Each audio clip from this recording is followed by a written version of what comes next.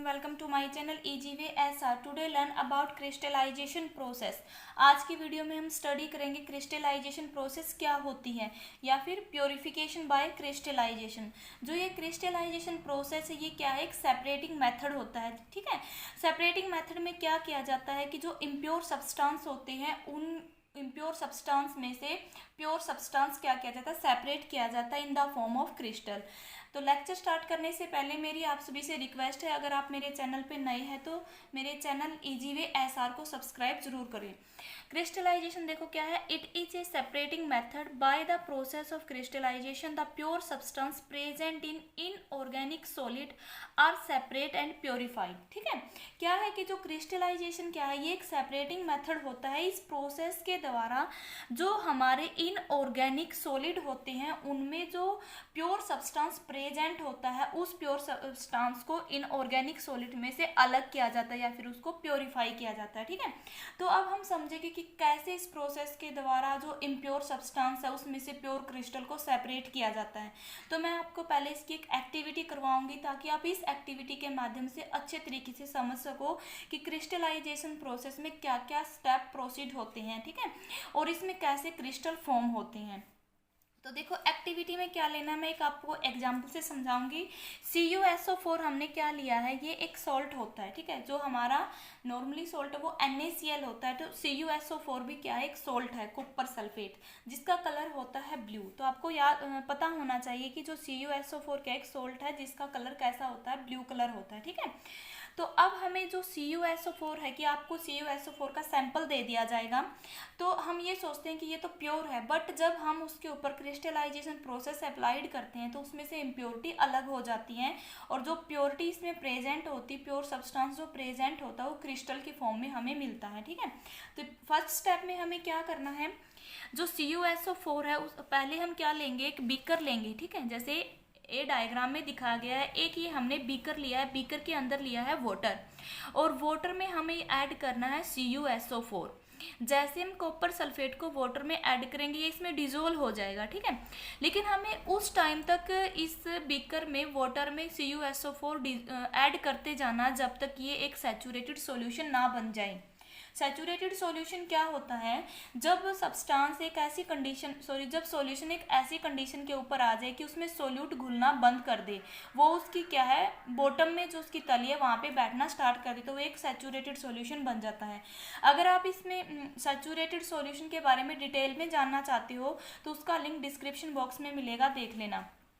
हमने क्या लिया, एक बीकर लिया है, बीकर में वाटर लिया है और इस वाटर में हम CuSO4 को डालते जाएंगे और क्या बनाएंगे, एक सैचुरेटेड सॉल्यूशन बना लेंगे। ठीक है, फिर जो एक सैचुरेटेड सॉल्यूशन है, सैचुरेटेड सॉल्यूशन में क्या होगा, जो CuSO4 है वो इसके बॉटम में प्रेजेंट होंगे। जैसे हम इस सॉल्यूशन को हीट करेंगे, हीट मतलब जो इसका टेम्परेचर था उसको हम बढ़ा देंगे, तो जो हमारा ये सॉल्यूशन तैयार हुआ था डायग्राम ए में, जो सैचुरेटेड सॉल्यूशन था ये कन्वर्ट हो जाएगा सुपर सैचुरेटेड सॉल्यूशन में। ठीक है, तो सुपर सैचुरेटेड सॉल्यूशन में कैसे कन्वर्ट होता है ये इसका लिंक डिस्क्रिप्शन बॉक्स में मिलेगा, जो मैं आपको पहले भी बता चुकी हूँ। उसमें आप अच्छे तरीके से समझ लोगे कि कैसे अनसैचुरेटेड से सैचुरेटेड बनता है और कैसे सैचुरेटेड से सुपर सैचुरेटेड बनता है सॉल्यूशन। ठीक है, तो देखो क्या किया हमने, हीट किया तो जो ये सैचुरेटेड सॉल्यूशन था ये बन गया हमारा सुपर सैचुरेटेड सॉल्यूशन। मीनिंग है कि जो CuSO4 इसमें प्रेजेंट था वो कम्प्लीटली डिजोल्व हो गया वाटर के अंदर।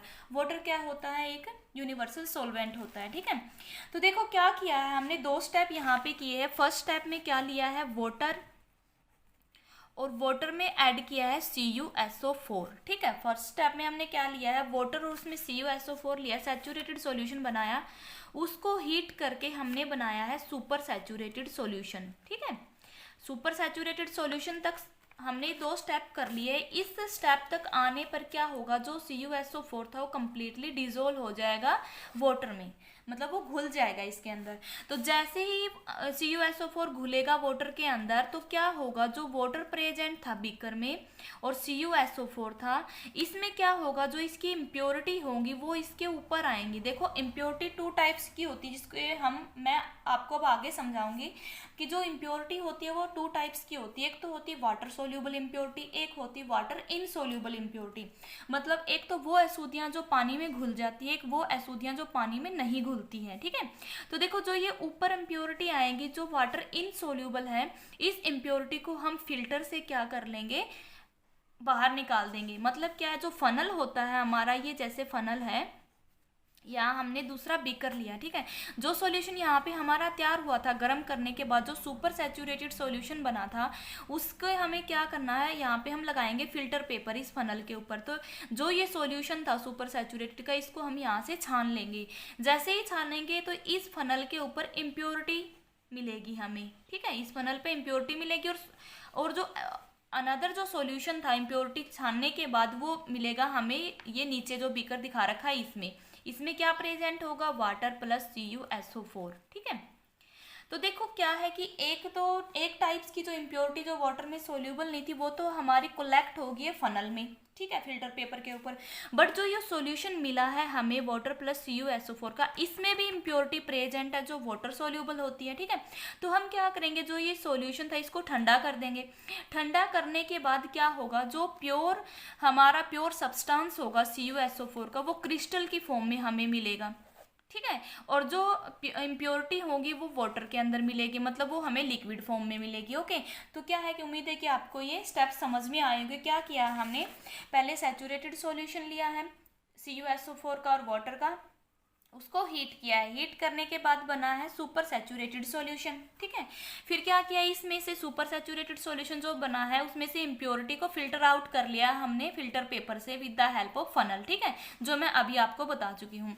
जब इम्प्योरिटी इसमें से क्या होगी, अलग होगी, जो वाटर सोल्यूबल नहीं थी, तो फिर हमारे पास बीकर में क्या बचेगा, बीकर में बचेगा हमारे पास इम्प्योरिटी जो वाटर सोल्यूबल थी और साथ में जो क्रिस्टल बनने वाले CuSO4 के। ठीक है, तो क्या करना है कि जो हमारे पास ये सॉल्यूशन आया है, इसको हमें ठंडा करना है। कुछ दिन के लिए हम इसको रख देंगे, और फिर आप इसमें देखोगे ना, तो छोटे छोटे आप एक थ्रेड डालोगे इसके अंदर, तो CuSO4 के क्रिस्टल आपको नजर आएंगे। ठीक है, फिर आप क्या करोगे, उस क्रिस्टल को इस सॉल्यूशन से अलग कर लोगे, तो जो सॉल्यूशन बचेगा वो होगा हमारी इम्प्योरिटी। बट जो क्रिस्टल हमें मिलेंगे CuSO4 के, वो होंगे इसके प्योर सब्सटेंस। ठीक है, ऐसे इस तरीके से हम इम्प्योर सैंपल से प्योर सैंपल को क्या कर सकते हैं, सेपरेट कर सकते हैं। ठीक है, तो क्या हुआ है, क्रिस्टल फॉर्म्ड आफ्टर कूलिंग। ठीक है, क्या किया हमने, इस सॉल्यूशन को ठंडा कर लिया। ठंडा करने के बाद क्या मिला है, क्रिस्टल हमें मिल गए हैं, और जो इम्प्योरिटी थी वाटर के अंदर प्रेजेंट हो गई है। ठीक है, तो क्या हुआ है, pure substance is separate in the form of crystal. ठीक है, तो मैंने आपको बताया था कि जो इम्प्योरिटी थी, जो CuSO4 जो सॉल्ट लिया है उसमें प्रेजेंट थी, तो इम्प्योरिटी भी टू टाइप्स की होती है, जो मैंने आपको बताया था। एक तो होती है वाटर सोल्यूबल इम्प्योरिटी, एक होती है वाटर इनसोल्यूबल इम्प्योरिटी। ठीक है, जो वाटर सोल्यूबल इम्प्योरिटी होती है वो सॉल्यूशन में क्या हो जाती है, डिजोल्व हो जाती है। बट जो वाटर इनसोल्यूबल इम्प्योरिटी होती है वो क्या होती है, वाटर में सोल्यूबल नहीं होती है। ठीक है, वो हम क्या करते हैं, कोलेक्ट करते हैं फिल्टर पेपर के ऊपर, जो मैंने अभी आपको दिखाया था कि कैसे हमने क्या किया है, वो डिजोल्व हुआ था तो इम्प्योरिटी उसके ऊपर आई थी, जो हमने क्या किया, छान लिया है फिल्टर पेपर से। ठीक है, तो इस एक्टिविटी से हमें पता चला है कि कैसे स्टेप होते हैं, कैसे क्रिस्टल बनते हैं किसी भी सब्सटेंस के। आप इसकी जगह पे कोई अनदर एग्जाम्पल भी ले सकते हो। ठीक है, जैसे फिटकड़ी होती है तो उसका भी हम ऐसे ही क्या कर सकते हैं, क्रिस्टल बना सकते हैं।